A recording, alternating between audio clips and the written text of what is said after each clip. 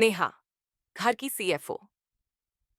ये कहानी है नेहा की, एक आम सी दिखने वाली लेकिन बेहद खास दिल्ली की गृहिणी की।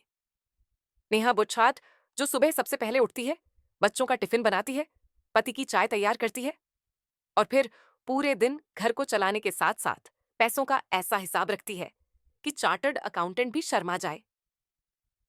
नेहा के पास कोई फैंसी डिग्री नहीं थी, लेकिन जिंदगी की किताब से उसने वो सब कुछ सीख लिया था जो हर घर को जरूरी होता है: बचत, समझदारी और संयम।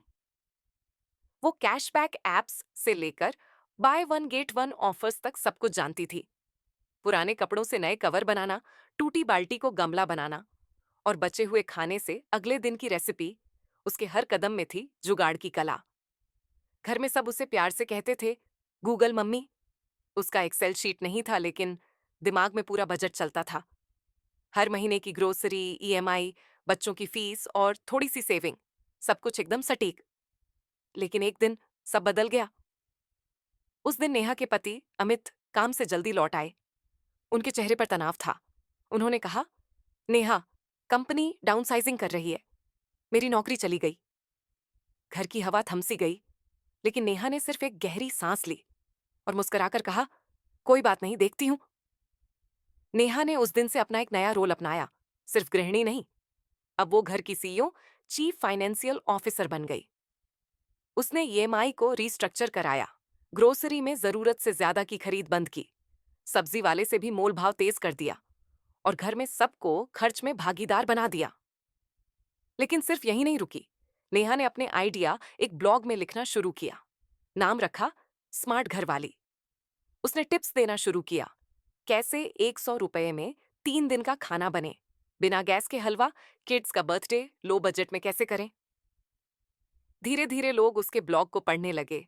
महिलाओं के ग्रुप में उसके पोस्ट वायरल होने लगे। लोग कहते, नेहा जी जैसे लोग असली हीरो होते हैं। एक दिन एक न्यूज चैनल ने उसके ब्लॉग पर स्टोरी की, meet Neha, the woman who runs her home like a startup. और नेहा अब वो सिर्फ अमित की पत्नी नहीं थी, वो हर उस औरत की पहचान बन गई जो चुपचाप घर चलाती है, बिना शिकायत, लेकिन पूरे सम्मान के साथ।